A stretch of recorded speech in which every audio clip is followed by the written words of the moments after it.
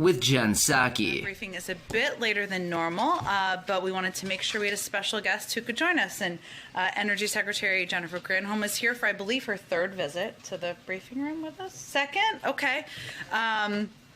Today she's here to speak about the president's actions to make 50 million barrels of oil available from the Strategic Petroleum Reserve to lower prices for the American people.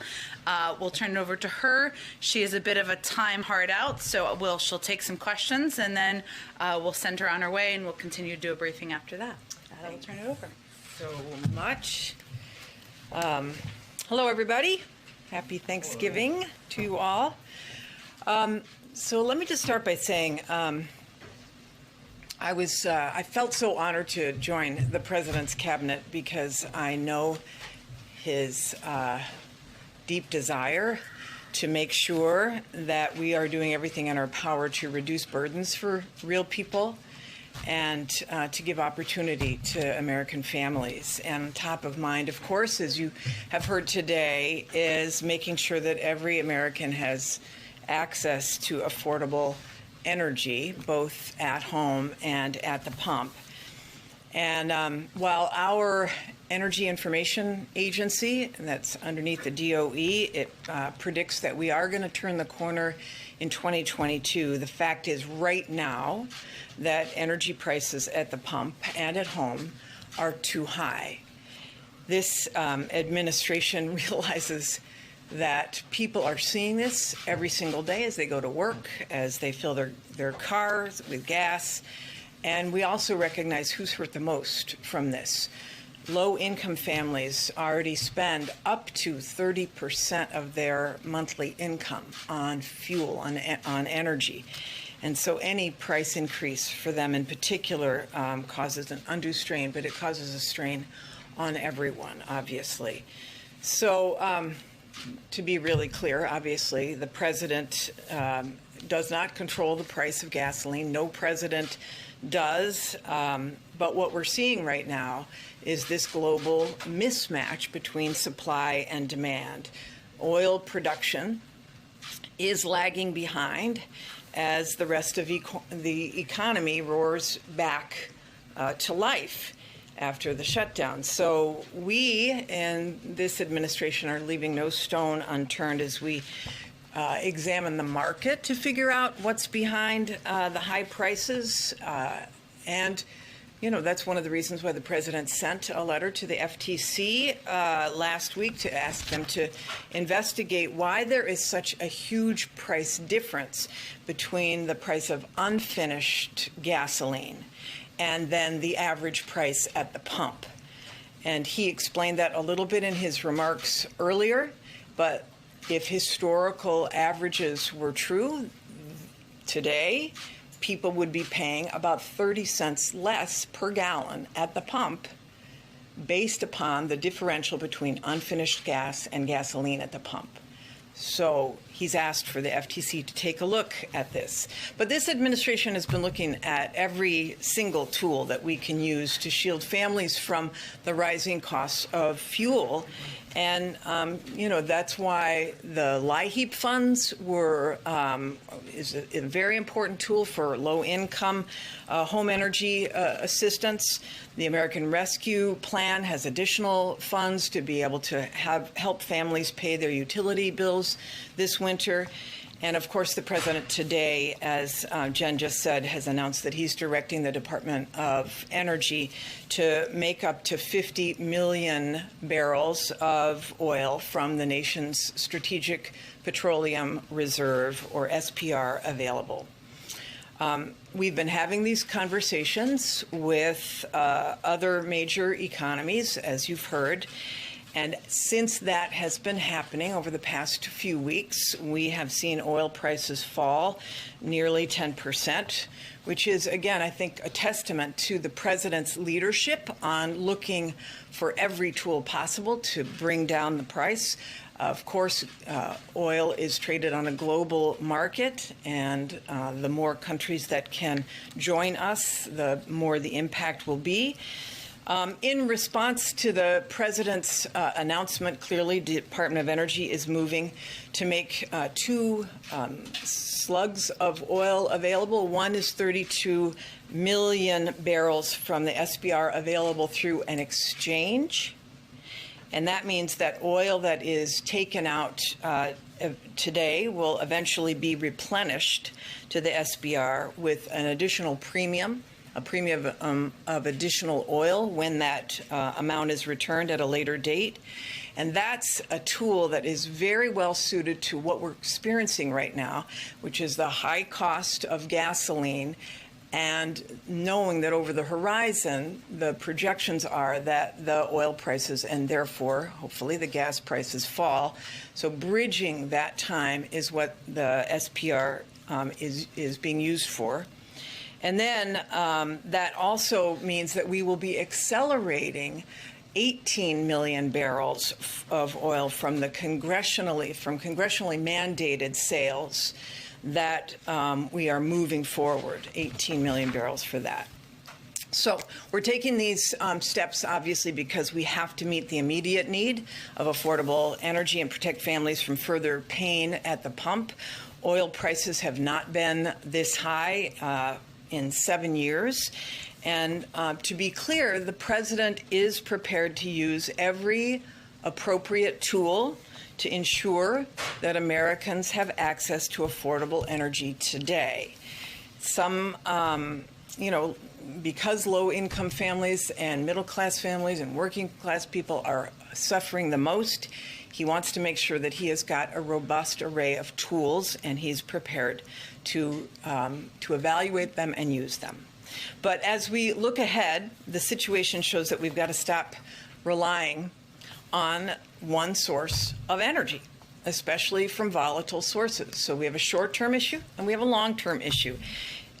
Relying upon volatile sources or relying upon fuel from countries that may not have our best interests at heart hurts the American people in the long and in the short run. So it's why we're working faster than ever to diversify our energy, to add more clean energy. It's why the president's vision of building out clean energy sources like solar and wind and hydropower and geothermal and advanced nuclear, that is the answer. That is the best strategy long-term to protect American consumers from these energy price shocks. The bipartisan infrastructure law that was just signed is going to expand our infrastructure related to clean energy, the electric grid, so we can integrate more clean sources. It's also going to, that bipartisan infrastructure law, as you know, is going to help build a nationwide electric vehicle charging network. It's going to help us build those electric vehicles right here at home with $7 billion for the battery supply chain. I was just in Chattanooga yesterday at a ribbon cutting for a factory that is producing a component of batteries for the electric vehicle, creating 300 jobs in Chattanooga. That's just one tiny example of the whole ecosystem of the supply chain that will be created as a result of the bipartisan infrastructure law and then, of course, the Build Back Better agenda. Just one other thing, the bipartisan infrastructure law also invests $21 billion in demonstration projects for technologies like clean hydrogen and advanced nuclear that will put people to work in every pocket of the country. And then, of course, what's really going to help us escape these energy price shocks in the long haul is the second part of the president's agenda, which is the Build Back Better agenda. And because the clean energy tax credits in that agenda will help Americans save an estimated $9 billion per year in energy costs. It'll make electric vehicles and other clean technologies accessible to every American. And historic investments in manufacturing and supply chains as well will put Americans to work making the technologies, not just batteries, but wind and solar and the vehicles, the whole array of clean energy solutions. So economists say that these bills together will ease inflationary pressures and grow the economy and create 1.5 million jobs every single year. So we're laser focused on ensuring all of these benefits are realized as we aim to achieve the biggest thing that America has ever done to address the climate crisis. Our administration is deeply committed to tackling this existential threat by transitioning to clean energy while at the same time making sure that every American has access to affordable energy. So thank you so much. Happy to take your questions. Hey, let me just say, I think it would be helpful if you guys go sit in some of the seats that are open, if you don't mind, since there's some open seats. Would be great. Okay, Josh, why don't you kick us off? Secretary Granholm, thanks so much for doing this. EIA says domestically we're producing about 11 million barrels of oil a day on average. That's down from 12 million in 2019 pre-pandemic. Why hasn't domestic production returned in a way that would lower prices? Yeah, this is a great question, a really great question. We have 250 fewer oil rigs that are functioning today than we did before the pandemic. And yet, the oil and gas industry has leases on 23 million acres of public lands on and offshore.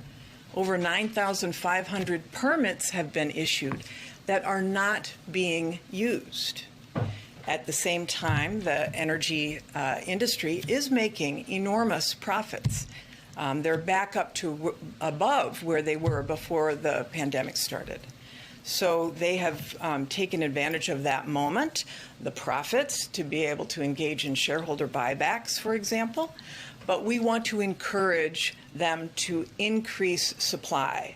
We want supply to be increased both inside the United States and around the world so that we can reduce the pressures at the pump. So just to check, you're saying that U.S. companies have not necessarily returned production? Have not returned to production. They have not. In fact, there are 150,000 fewer workers in oil and gas today. It was over 200,000 people who were working in the industry before the pandemic. They have not rehired people. They have not turned on the rigs. They have not taken advantage of the permits that they have on the land that they have. April. Yes, Madam Secretary, as you talk about supply and demand, and as that was part of the issue for this spike in gasoline prices and energy prices, COVID is here. COVID is part of the blame, and you just kind of talked about that pre-pandemic versus what's happening in pandemic. COVID is expected to stay. How do you marry the distance between what's happening now with U.S. production, COVID, and trying to keep prices down as prices are going up? Yeah, April, it's a great question. This is why what today's action was so important. We recognize, obviously, that there will continue to be spikes. However, this administration has been very aggressive, obviously, about getting people vaccinated, and that's the ultimate answer. But as we know, and as the Energy Information Agency has projected, the price of gasoline will come down, what they project to be below $3 a gallon in 2022, early 2022, and continue to ratchet down bit by bit. What we want to do with today's action is to bridge the gap between the high prices today, try to reduce it as much as we can within our power by increasing the supply that we have access to, as we move through and the market then corrects itself and hopefully increases supply from the private sector. And a follow-up. You said your effort is primarily targeting working and low-income families. What do you say to those families who are feeling the pinch right now at the pump? Prices are very high. Yeah, no doubt. This is why the president has been really thoughtful about this. I mean, this is, we've looked at every angle of what the tools are to him. He feels so strongly that all Americans are feeling the pinch as a result of gasoline at the pumps. And short term, we have to do everything in our power, and that's why we have the Strategic Petroleum Reserve. But he also feels very strongly that long term, the strategy really is to go clean. I mean, right now, the price, for example, of solar and wind is cheaper than in most places in the country because it's free fuel than more traditional sources of energy. So he wants to bridge that time and double down on investing in clean while creating jobs, but do what we can within our power to lower the cost today. Thank you, Madam Secretary, for doing this. There are various figures about this, so I'm curious if you know how many barrels of oil does the U.S. consume per day? I don't have that number in front of me, So sorry. some suggest it's about 18 million, which would suggest you're releasing less than 3 days' worth of supply from the petroleum reserve. Why is that enough? Well, what we are doing, plus what other countries may be doing, which will be less than what we're doing because we have the largest amount of petroleum reserves, we believe will be this bridge. I mean, the Energy Information Agency has said, for example, that in December, this is what they have projected. Now, again, it's probably more of an art than a science. Projecting is subject to a lot of different volatility, but that in December, the price will be $3.19 a gallon, and then in January, continue to go down. So this is really a question about a short-term strategy that allows us to make this bridge. So it's not we're going to not supply all of the oil for 3 days, obviously. We will be releasing it over a period of time, and we will have a certain amount that each particular cavern is releasing. But we're not saying that we're going to be supplying all oil for the country. We're just going to try to do what we can to temper. And it's coming over several weeks, then, you said? Mm-hmm. It will be. Well, first of all, we are not going to release it all at once. It will be thoughtfully done over the next bit of time, and it will be dependent on those who bid. So that takes a little bit of time to do. But listening to you just now, it sounds Yes. like you're saying price is going to hit a certain amount in December and then down into January.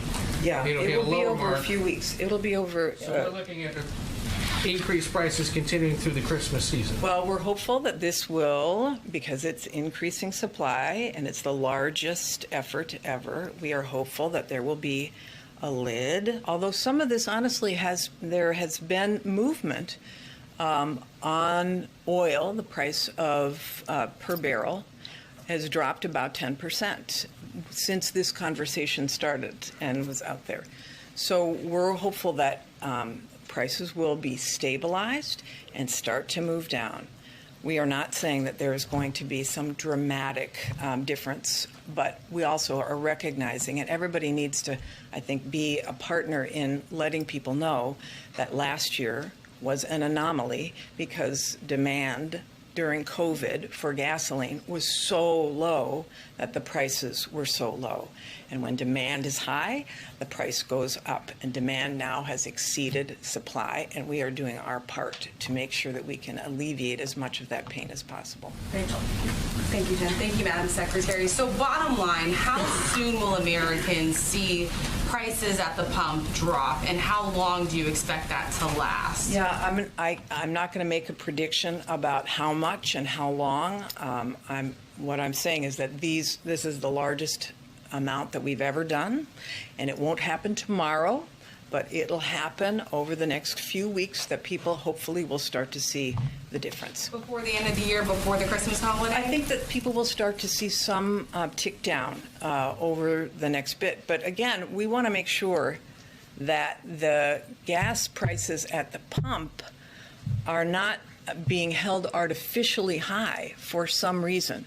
So as I mentioned, it is unusual that the price of gas at the pump doesn't drop at the same rate as the price of unfinished gas. And people would be paying 30 cents less per gallon. if that had done that. So this is why the president sending the letter to the FTC was important. Called it a short-term fix, simply putting a Band-Aid on top of a longer-term issue. So should Americans be bracing for prices to go down just for maybe a couple of days or a couple of weeks and then go right back up again? Yeah, again, it's hard to predict what gasoline is going to do because it is a global market, but we are doing what we can right now because this is a bridge to a longer-term issue. It's a short-term pinch. We want to make sure we do what we can to sort of even out the market while these prices come down. And in the long term, of course, the long-term solution is to build clean, and that's what we're doing. Let's try to do like one so that we can get more people. Alex, go ahead. Okay, I'll just link them together. Would you say this is like a one-off, or will this become policy for the U.S. to rebalance the market in this way whenever OPEC starts to keep supply tight? Yeah, I mean, this is an unusual situation because we're coming out of a once-in-a-century pandemic. And so we have a very unusual mismatch between supply and demand. I do know that the president has got a lot of tools that he is looking at, and those tools remain on the table.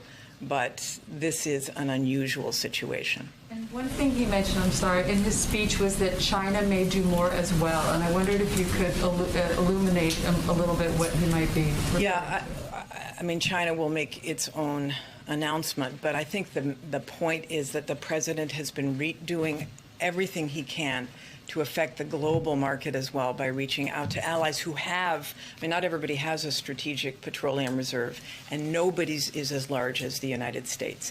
So.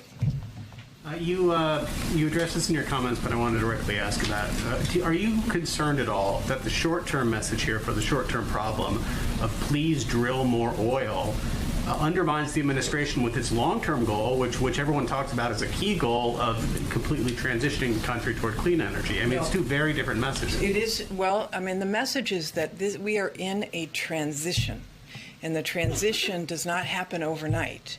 And we recognize we're not going to flip a switch and be completely all clean because we haven't done the investment necessary. The president just signed the bill. So this is a short-term strategy to make sure that people are not hurting, and the long-term strategy to make sure that the country doesn't hurt into the future is to build clean. The last one. You just mentioned, Madam Secretary, that the administration is still considering some other tools at its disposal. We saw the main one today. What are the other ones actively being considered, and under what timeline? Yeah, I'll just say this, that the president has got a few options, and he will be the one to announce. All right. Okay. Thank you. Thanks. All right. Great Granholm. Thank you. Appreciate it, and happy Thanksgiving again to everybody. All right. Bye. Okay. Couple more items for all of you, and then we'll try to get around to as many people as we can in the time we have left together. Yesterday, CISA and the FBI urged organizations to remain vigilant to ransomware and other cyber threats this Thanksgiving holiday. We've seen in the past that sometimes those threats, there's an uptick around holidays, so we're mindful of that. Their advisory is based on that. The advisory lists best practices and recommendations for organizations to implement, including multi-factor authentication, strong passwords, to identify IT employees for weekends and holidays in the event of an incident, and more. We urge organizations to take a look at this advisory and implement these best practices before heading into the holidays. And this info is available online at stopransomware.gov. Today, the Department of Health and Human Services began distributing $7.5 billion in American Rescue Plan payments to more than 40,000 rural health providers in all 50 states who serve Medicaid, Medicare, and CHIP beneficiaries. Healthcare providers in rural communities have historically faced significant financial challenges, which the pandemic has only made worse, and these payments are a key part of the administration's effort and commitment to keeping rural hospital doors open. Also wanted to note, as we gear up for Small Business Saturday this week, go to your local small businesses on Saturday, give it a little plug.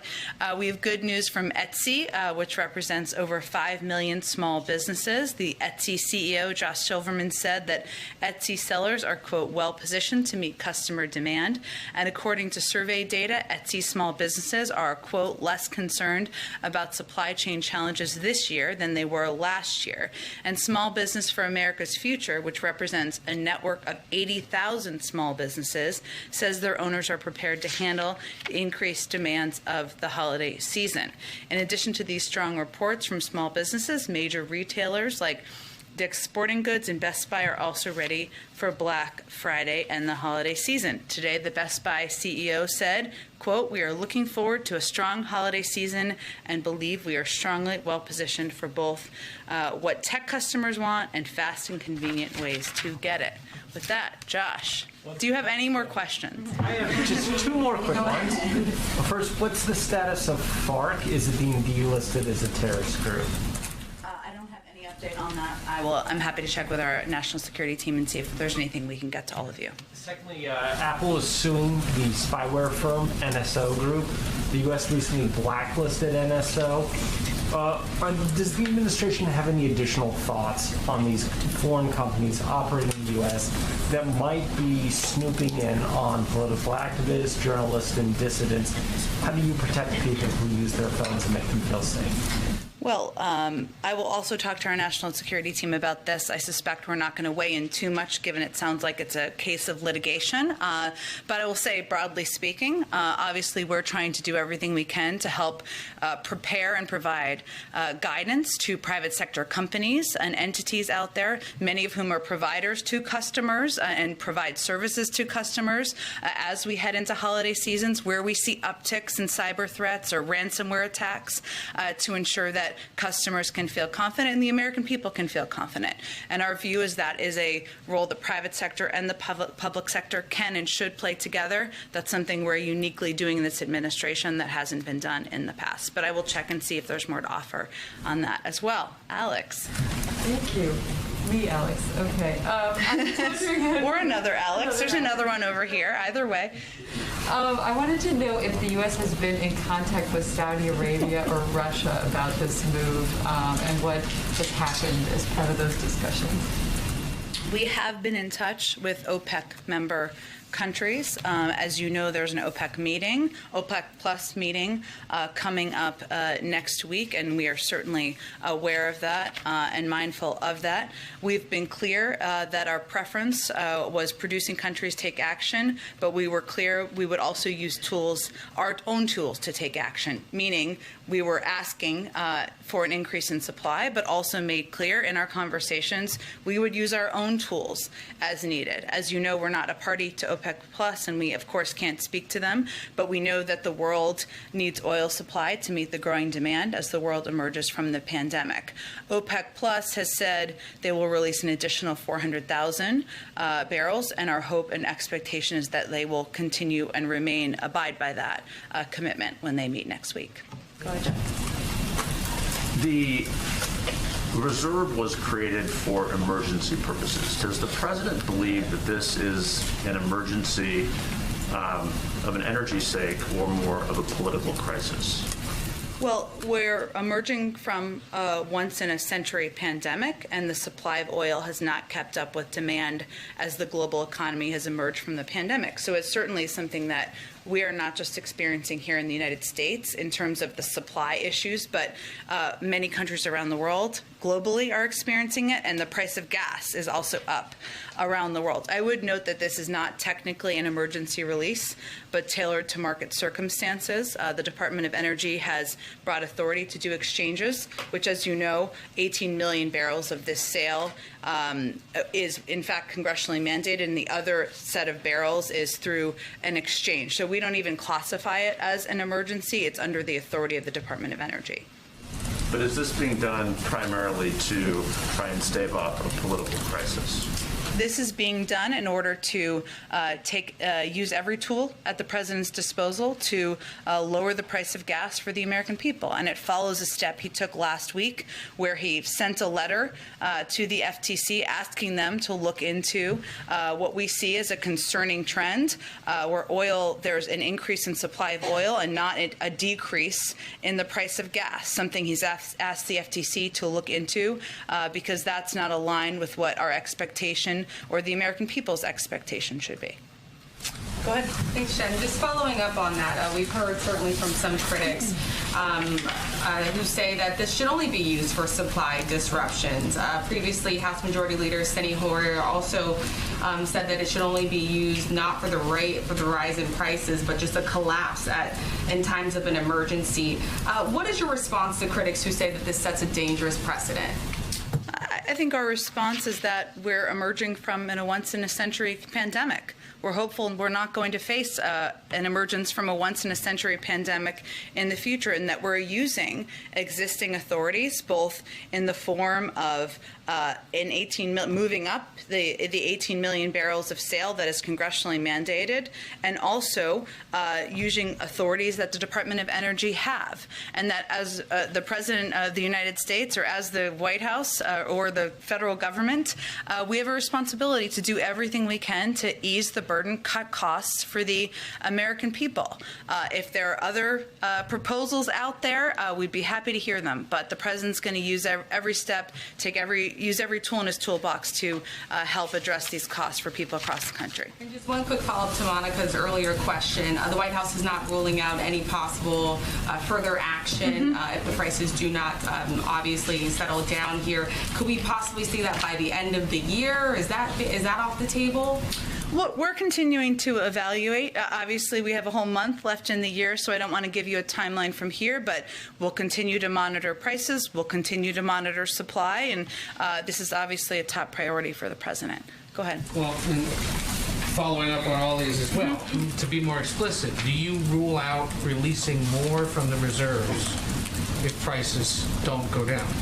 I'm not going to rule out options from here. Obviously, we're emphasizing a significant step the President took today. The Department of Energy is preparing to take, as you heard from our guest at the briefing room today. We're looking at a range of options. We will continue to, but we feel this is an important step, something that, as the Secretary noted, over the last several weeks as these discussions have happened and as other countries have announced parallel releases, we've seen the oil prices go down about 10%. But I don't have anything to predict, preview, or rule out for you here today. Just two more quick follow-ups.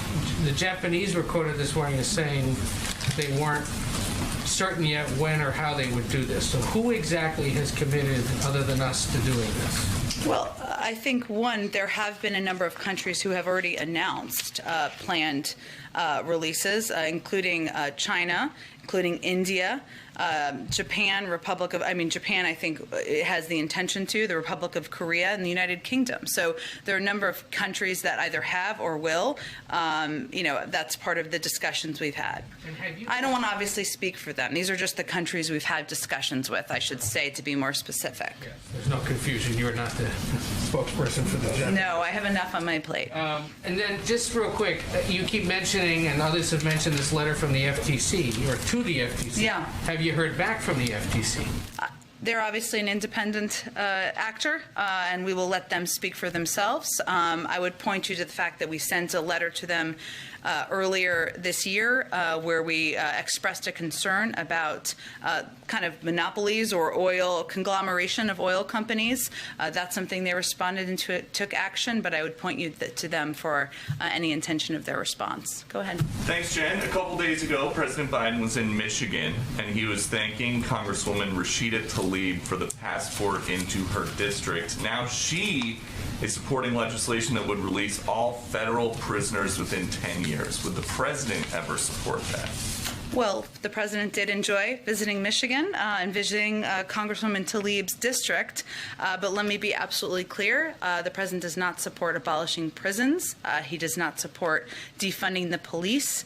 He thinks measures like that will make us less safe, and he would not support legislation that includes it. What he does support is effective and accountable community policing and a fair justice system, and he supports investment in public health, education, the environment, housing, community-based programs. But he knows there are steps, and he believes there are steps that we know are going to reduce crime and make our neighborhoods safer, but that is not one of them in his view.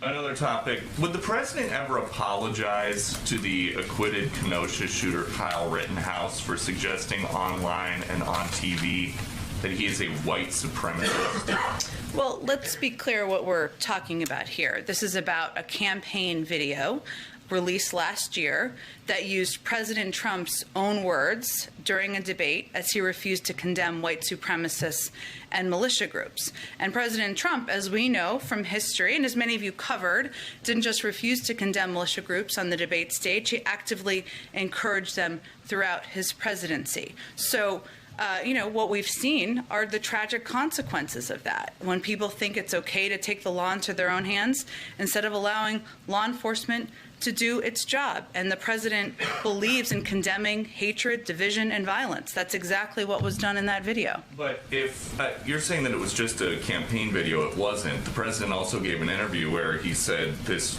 Rittenhouse was part of a militia coming out of Illinois.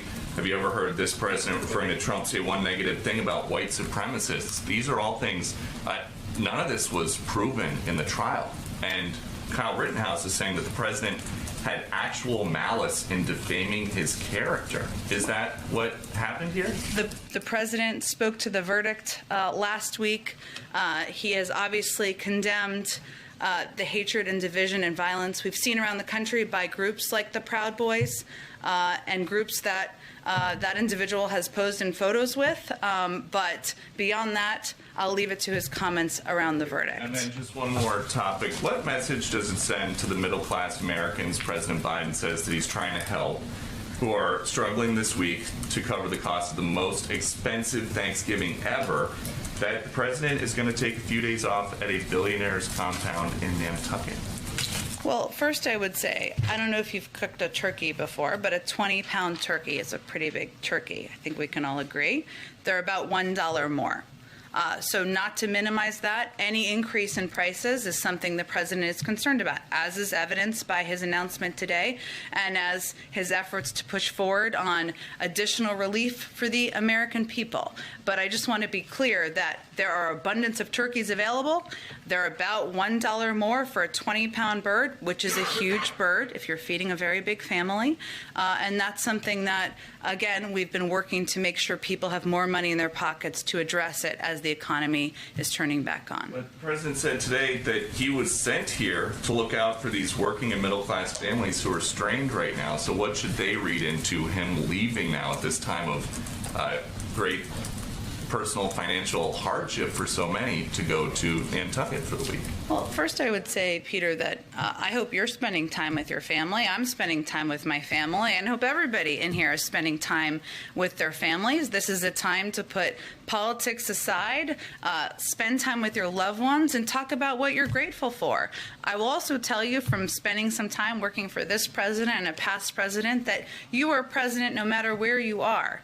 He will conduct his work from wherever he is, on any vacation, on any time he is in Delaware, at Camp David, or wherever he may be spending time with his loved ones. He has secure phone capabilities. He has staff traveling with him, and I think the American people can be assured that he will continue to press to lower their costs and ensure they have more breathing room. Go ahead, Monica. Jen, I'm curious because of the president's comments about the deadly events in Charlottesville being an inspiration for his decision to run for president. Has he been following the Unite the Right trial, and is there any White House reaction to the partial verdict today? I'm not going to comment on it until there's a final verdict, nor will the president. I will say, obviously, it's been covered extensively on television, so I'm sure, like many people, he has seen some components of it as he's gone about his duties from the Oval Office. But I would just reiterate, broadly speaking, that the president has spoken to his concerns about the division that we've seen in the country spurred over the last couple of years. The allowance of violence in some cases, the fact that white supremacists have been able to run freely around the country in moments in protests, and that's of concern to the president. That is one of the reasons why he ran, and addressing racial injustice, certainly not something that will be done through any verdict, but is central to his objective as president. And on COVID, we're seeing numbers again with cases rising. 1,000 people a day are still dying, heading into what many experts fear could be a winter surge. Is the message from the White House a little bit shifting more to the virus is here to stay and going from pandemic to endemic, but heading into the holiday season where so many are traveling again, where it is so different from last year, as the president has noted? What can you tell people who are a little alarmed by these growing numbers? Well, first we would encourage people to look at some other numbers that are very encouraging, which is last year we had 250 million adults in this country who are unvaccinated because the vaccines weren't approved yet and highly at risk of illness, hospitalization, and death from COVID. People were not gathering with their family members last year. This year we've cut that number to 50 million adults who remain unvaccinated, given 82% of adults have received at least one dose. We now have vaccines that are accessible. They're free, they're convenient, they're life-saving. And we now have vaccines for kids as people are thinking about gathering with their children and young ones or grandchildren, et cetera.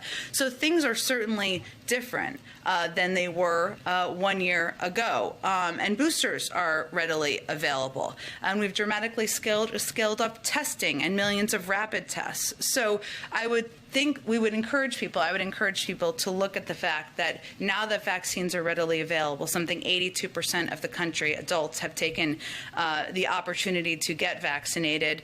You're 9 times more likely to be hospitalized or die from the virus if you're not vaccinated. We are in a different place than we were a year ago. And certainly we have more work to do, but we're going to continue the fight against the virus.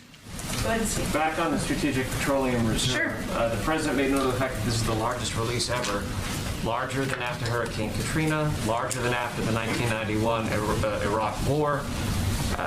The Energy Secretary, in response to Rachel's question, was not able to explain what impact this might actually have for drivers. So how did you arrive at 50 million barrels?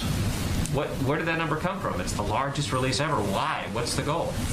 Well, as I noted a little bit earlier, Steve, 18 million barrels of this sale was, in fact, already congressionally required, and the president's accelerating that, which is important for people to understand. Yes, it's a part of the largest release, but he just moved it forward a couple of months to provide immediate relief as we work to ensure there's a bridge. The remaining 32 million is in the form of an exchange, putting barrels on the market now in exchange for their return in the future, and the exchange is a tool matched to today's specific economic environment. But again, I would reiterate that we're facing a once-in-a-lifetime recovery from a pandemic, which has impacted us in many ways, including the cost of some goods around the world, including the cost of gas, and increasing the supply, something we've asked OPEC Plus member countries to do, and we will continue to press them to do, but we're going to use every tool at our disposal to do that. And the president took this step because he's going to do everything he can to lower costs for the American people. He knows that the price of gas is something that is impacting people as they go into the holiday season, as they're working and looking at their budgets, and that's why he took this significant step today. I'm still curious how 50 million was reached, but I want to ask you also to follow up on Alex's question about China. The president made a point of saying that India, Japan, South Korea, and the UK would release, but he also said China may do more as well. Was he intending to separate China? Is China not publicly committed? You just said it a minute ago. I'm just trying to get some clarity. They announced last week that they were intending to, Steve. So why would the president separate China when he said that India, Japan, South Korea, and the UK would, but China may do more? Was he not wanting to speak for China? It doesn't want to speak for any country, but again, he's had conversations, as our national security team has, with any of these countries, and we'll let them speak for any announcements they have to make. Go ahead, Alex. Did President Biden bring up this topic with President Xi when they spoke?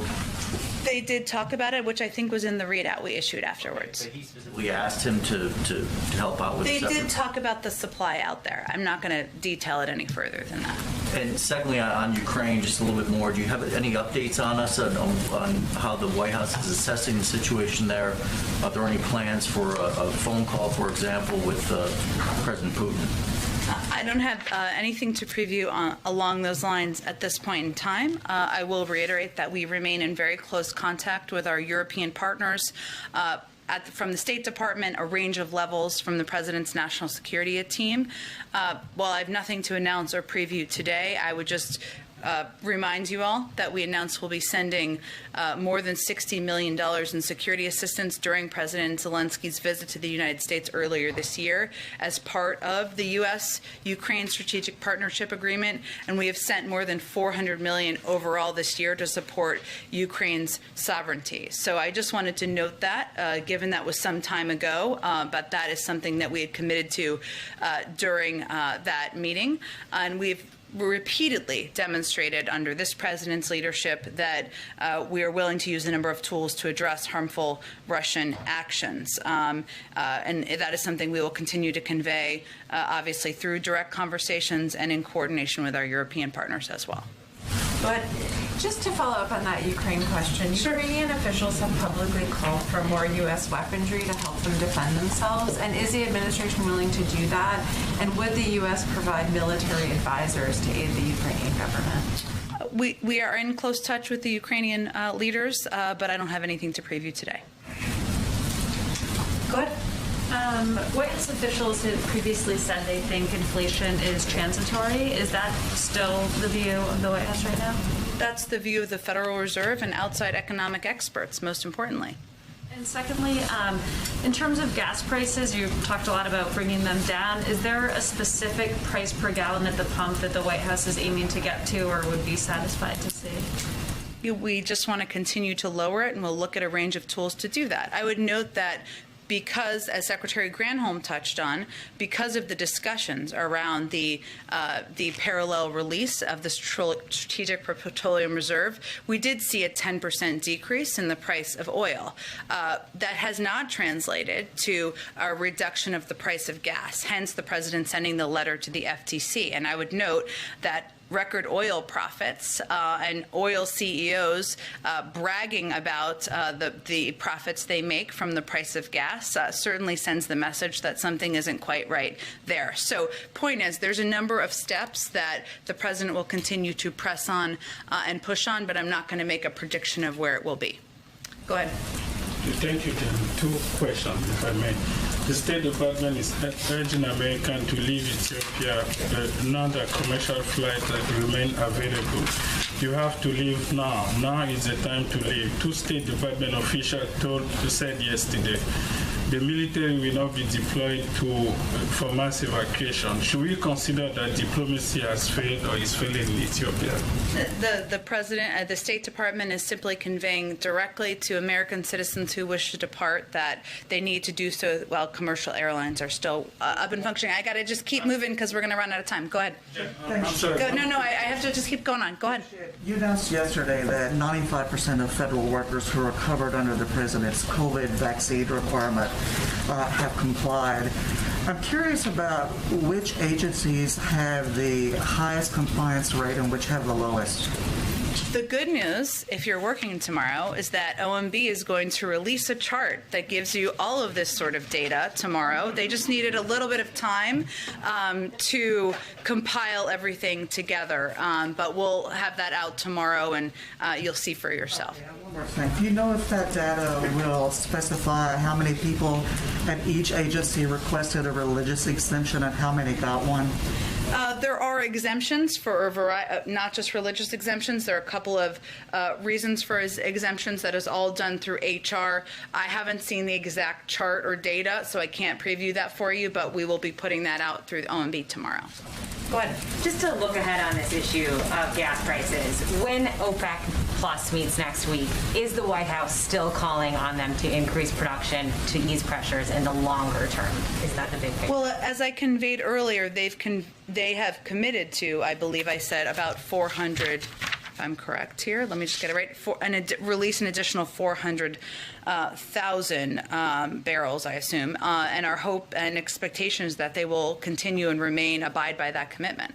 How worried are you that this announcement today could backfire and actually get them to say we're not gonna increase production at all? Again, we are communicating directly with them. I'm not going to speak for them. As you know, they have a meeting next week, and we have been in close contact with them for months now, conveying and advocating for an increase in supply, a release of supply to meet the demand. But also, we have been very clear that we would take actions if needed as well. Go ahead. Thanks, Jen. A month ago, you said that the president would, in the coming weeks, lay out options to fundamentally alter the filibuster. Can you give any update on that? I don't have any update. He spoke to this, as many of you know, at a CNN town hall a couple of weeks ago himself, but I don't have anything in addition to preview. You said coming weeks, so should we expect something by the end of the year? Or We'll see. We'll see. We have a few more weeks in the end of the year. Go ahead, April. Jen, you spoke previously about the divisions in this nation as it relates to recent trial verdicts. What does this administration have to offer or say as we await the verdict in Georgia in the McMichael Ryan case? I'm not going to speak to any case that is where there has not been a verdict. And I'm sure we will have a comment once there is. But I will say broadly, April, that of course, as we've watched over the not just last year, obviously long before that, last few years, and we have seen violence on the streets. We've seen people lose their lives. The president has spoken himself many times to the case of Ahmaud Arbery. And while we're not going to speak to the particular and ongoing trial, I would point you to a long array of comments he's made about his horror in that case. And as it was asked earlier, one of the reasons he ran for president, as you've all heard him speak about, is to help bring the country together, to help address racial injustice in this country, help do that through whatever role the federal government can play. Doesn't expect that to be all done in the first year, but we're going to continue to press forward. Thanks, Jen. Okay, great. Thank you. Oh, okay, Francesca, go ahead. One more. Thank you very much, Jen. President Biden, you, other members of the administration have repeatedly told Americans that wages are up, unemployment is down, the shelves are being stocked, and that the administration is working to address rising prices, including in a speech that the president gave today. So why does the White House think that its messaging isn't convincing many Americans that the economy is getting better? Well, I've spoken about this a little bit in the past, but I would say that, one, we're still in the middle of fighting a global pandemic, and people are sick and tired of that. We are too. And it impacts how people are living their lives, their fear about sending their kids out the door, about going to work. It's impacting. The economy is just turning back on again, and we're seeing the impacts of that, whether it relates to the ability of unsticking the bottlenecks in the supply chain, or it relates to the rise in gas prices. The important thing for the American people to know and understand is that the president has a plan to address these issues, whether it's the action he took today to take one of the steps, in his view, we can take to lower the price of gas, or the steps he's anti-competition, the steps he's taken to address meat conglomerates who are making record profits and rising the price of meat out there, or whether it's the Build Back Better agenda that will help lower costs for working people. And what I think you're going to see us do more and more is draw the contrast. We have a plan to address these issues, lower prices for the American people, and we're not seeing a lot of ideas on the other side. So that's what you'll preview for when we come back from Thanksgiving. Everyone have a happy